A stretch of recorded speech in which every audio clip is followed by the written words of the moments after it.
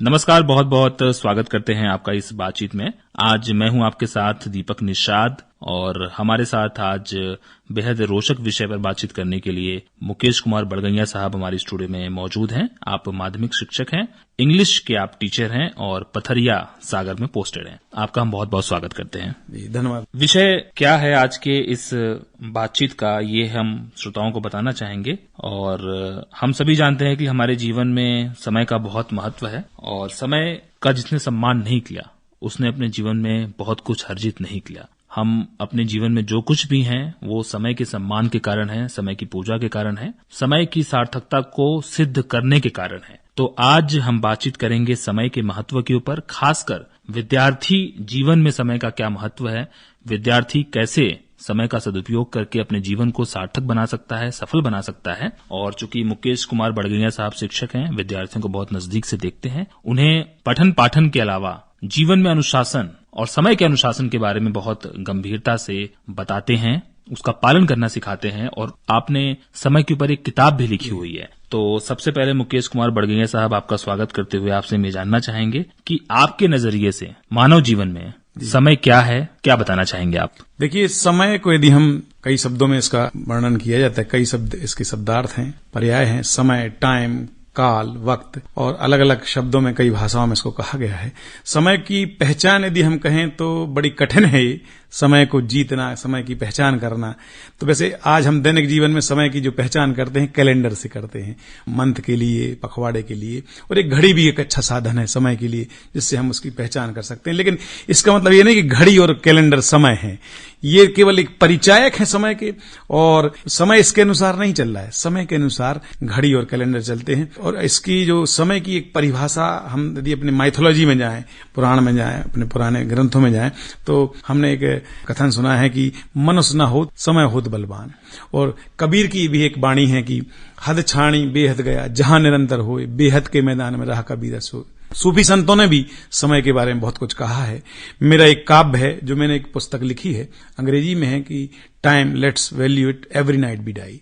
समय वो एक महत्वपूर्ण चीज है जो आपने कहा कि यदि इसका सम्मान ना किया तो शायद हमारा जीवन सफलतम नहीं होगा। जैसे यदि जिस रात हम सो गए, हो सकता है सुबह ना हो, ऐसे मेरी इस किताब का नाम भी है। तो हमें हर एक सेकंड का समय की कीमत करना चाहिए। मेरी जो कविता है कि हे समय तुम अद्भुत हो, तुम अद्भुत हो, तुम हो तो अस्तित्व है, तुम ही अस्तित्व हो, और तुम नहीं और अस्तित्व समाप्त हो तो तुम ही हो। हे समय तुम रहोगे, तुम सत्य हो, तुम थे, तुम हो और तुम रहोगे, तुम अंत हो, तुम अनंत हो। हे समय तुम अंत हो, तुम अनंत हो, तुम शाश्वत हो, तुम सब में हो, तुम साक्ष्य हो जीवन का, तुम साक्ष्य हो मृत्यु का। हे समय तुम अंत हो, तुम अनंत हो, तुम प्रारंभ हो और तुम ही अंत हो। हे समय तुम अंत हो, तुम अनंत हो, क्षितिज में तुम कल्पना हो, तुम सत्य हो। हे समय तुमको कौन रोक पाया, मुझ में कहां साहस कि मैं तुम्हें बांध पाऊं। हे समय तुम सत्य हो, केवल तुम ही सत्य हो, तुम अतीत हो, तुम वर्तमान हो, तुम भविष्य हो, तुम्हें कौन रोक पाया, तुम बहोगे आज बहते हो, तुम कल बहोगे।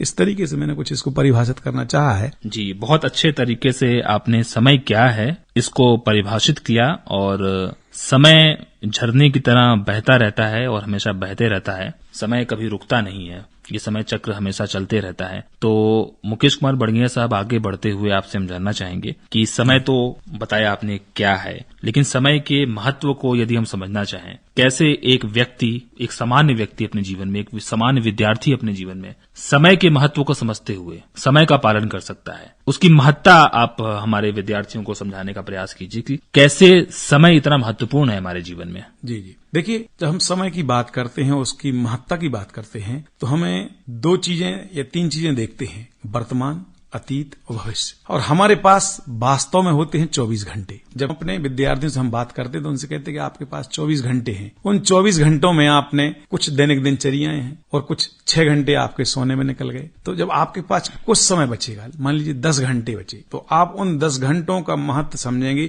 यदि मान लीजिए हमने ये हाथ थोड़ा सा हिलाया तो इस हाथ हिलाने में जो सेकंड गए वो समय लौट के आने वाला नहीं।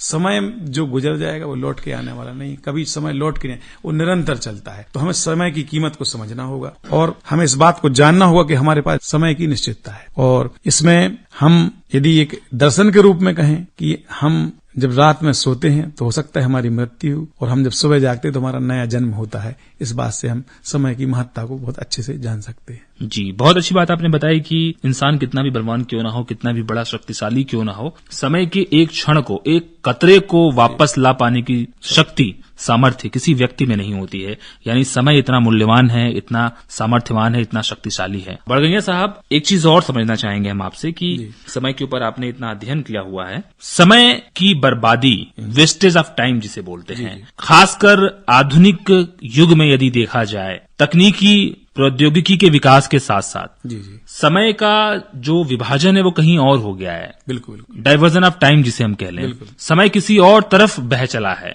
और ये एक ऐसी धारा है जिधर व्यक्ति या विद्यार्थी अनचाहे तरीके से चला जाता है। बिल्कुल। समय नहीं बल्कि वो धारा उसको खींच लेती है और वो धारा उसके जीवन के लिए कई बार विनाशक सिद्ध होती है, क्योंकि वो किसी सार्थक परिणति में परिणत नहीं होती है, गतिशील नहीं होती है। तो उस समय को कैसे टैप किया जाए, कैसे बांधा जाए, कैसे रोका जाए, कैसे नियंत्रित किया जाए और सार्थक दिशा की ओर कैसे उसको झोंका जाए, या यदि एक लाइन में मैं इस बात को रखना चाहूं तो समय की बर्बादी को एक विद्यार्थी, एक आम इंसान तकनीकी के युग में कैसे रोक सकता है। आज के परिवेश में यदि हम देखें तो वेस्टेज ऑफ टाइम जो आपने बात कही, मैक्सिमम जो है, अधिकतम लोग मोबाइल फोन में अपना बच्चे भी समय बर्बाद करते हैं और वो अनुसरण करते हैं।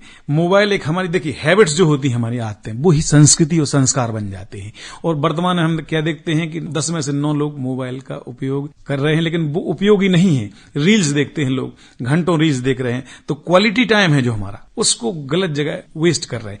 उसी मोबाइल का हम उपयोग अच्छी चीजों में बच्चों को बता सकते हैं कि आप मीनिंग्स देखना चाहते हैं। जैसे मैं बताता हूं बच्चों को क्लास में कि आपके पास मेरे अलावा, स्कूल की लाइब्रेरी के अलावा, एक अच्छा दोस्त है आपका फोन, उसका सदुपयोग आप कैसे कर सकते हैं। आप हर एक वर्ड का मीनिंग, कुछ अच्छे वीडियोस, इसको देखकर आप कर सकते हैं। तो हम वेस्टेज ऑफ टाइम ना करके उसमें हम अच्छे खेल खेल सकते हैं। मोबाइल में ना खेलें, हम अपने आउटडोर गेम्स भी हैं, बच्चों ने बहुत कम कर दी आउटडोर गेम्स।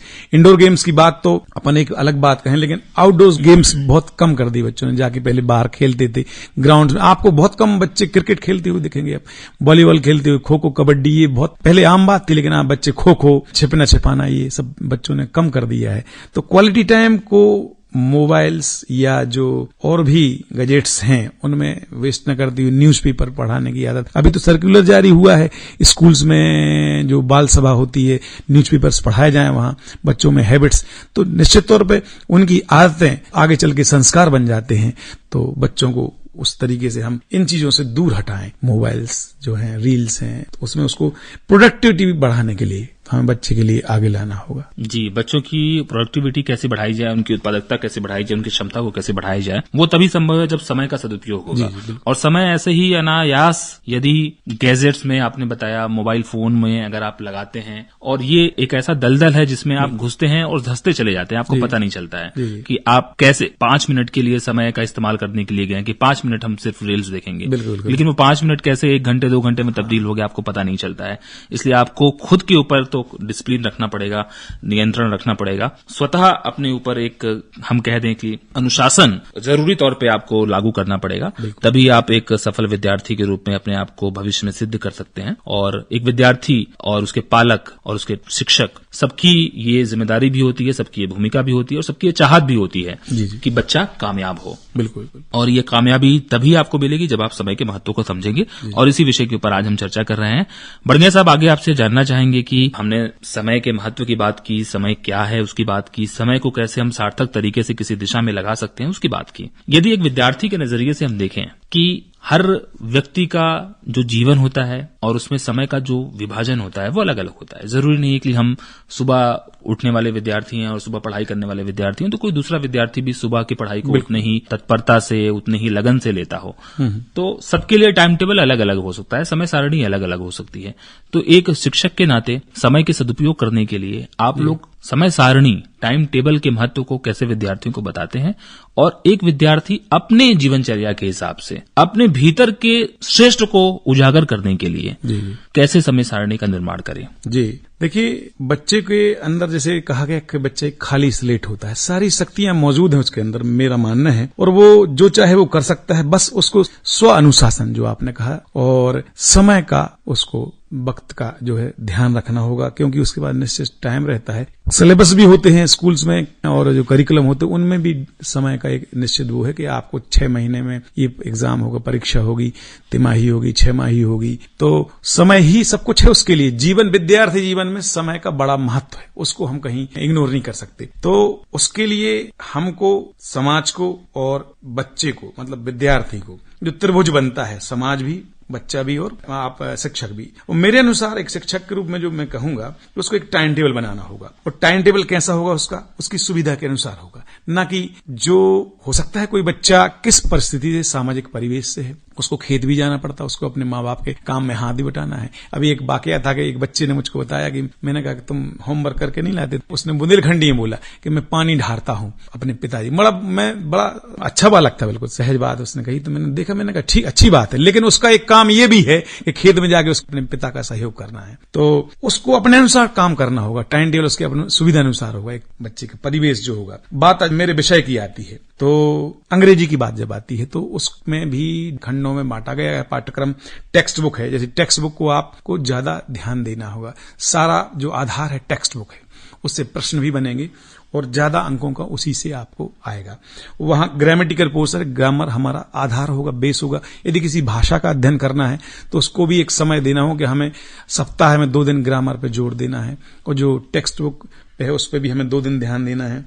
ऐसे ही रीडिंग पे ध्यान देना है, राइटिंग पे ध्यान देना है, जो स्किल्स हमारी डेवलप हो। यही बात गणित में आती है। गणित में क्या होता है कि इस चैप्टर को, चाहे ट्रिग्नोमेट्री हो या आपका और भी सेक्शंस जो हैं, क्षेत्रफल का है, इनको हमें डिवाइड करके ये ज्यादा अंक इनको पढ़ना है। हिंदी की बात आती है तो हिंदी मातृभाषा है हमारी, लेकिन उस पे हमें क्लिष्टता जो उसकी हिंदी की, कहीं अंग्रेजी ज्यादा, मैं मानता हूं अंग्रेजी सेकंड लैंग्वेज है, लेकिन हिंदी में जब देखा गया है तो बच्चों की उपलब्धियां कम पाई गई हैं। जब अपन उसको देखते हैं तो उसमें भी हमको पठन पाठन, सुनने का अभ्यास, जो बड़े अच्छे लेखक हैं, जो मूल लेखक हैं, उनके वीडियो भी सुन सकते हैं आप, ऐसे अंग्रेजी में भी सुन सकते हैं।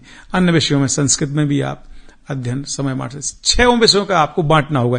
किसी एक विषय पे आपको ज्यादा टाइम देने का नहीं, लेकिन जो काठिन्य वाले विषय हैं, मान लीजिए आप अंग्रेजी को आज के इसमें, संस्कृत हो गया, आपका गणित हो गया, और जो बड़ी क्लासेस हैं फिजिक्स केमिस्ट्री, उनके लिए तो टाइम का, समय के अनुसार टाइम टेबल बनाना होगा। उसमें एक हिस्सेदारी हर विषय में होगी, यानी हर विषय को जो है आपको वेटेज देना होगा, और विषय के कठिनाई स्तर को देख करके और आपके समझ के स्तर को देख करके आपको समय सारणी खुद बनानी है।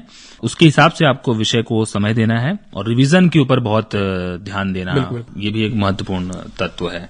बहुत अच्छा लगा मुकेश कुमार बड़गैया साहब आपसे बातचीत करके, एक बेहद अनछुए विषय के ऊपर, जिसके ऊपर बहुत कम बातचीत होती है, क्योंकि समय एक ऐसी चीज है जिसे हम हर वक्त जीते हैं। बिल्कुल। हर गुजरा हुआ लम्हा जो है गुजरा हुआ लम्हा हो गया, वर्तमान से अतीत हो गया। इसके ऊपर बात हम बहुत कम करते हैं, लेकिन आज आपसे बातचीत करके मौका मिला कम से कम हम समय के ऊपर बातचीत कर लें, और खासकर विद्यार्थी जीवन में समय की क्या भूमिका है इसको हम स्पष्ट रूप से रेखांकित कर सकें।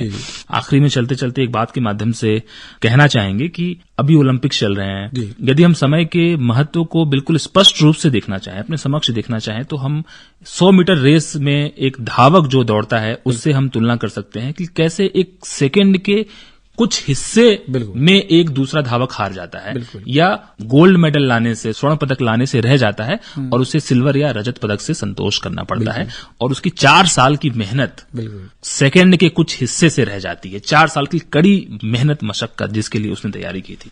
तो ये समय की भूमिका है, समय का महत्व है। तो हमारा सभी लोगों से ये, खासकर विद्यार्थियों से निवेदन है, आपके माध्यम से भी, कि समय को मान दें। समय को मान देने के साथ ही हम अपने जीवन में प्रतिष्ठा और मान सम्मान प्राप्त कर सकते हैं, और अपने शिक्षकों का, अपने पालकों का नाम रोशन कर सकते हैं, देश का नाम रोशन कर सकते हैं। बहुत बहुत शुक्रिया अदा करना चाहते हैं मुकेश कुमार बड़गैया साहब कि आपने इस बातचीत में हमारे साथ सहभागिता की। बहुत बहुत शुक्रिया आपका। धन्यवाद। बहुत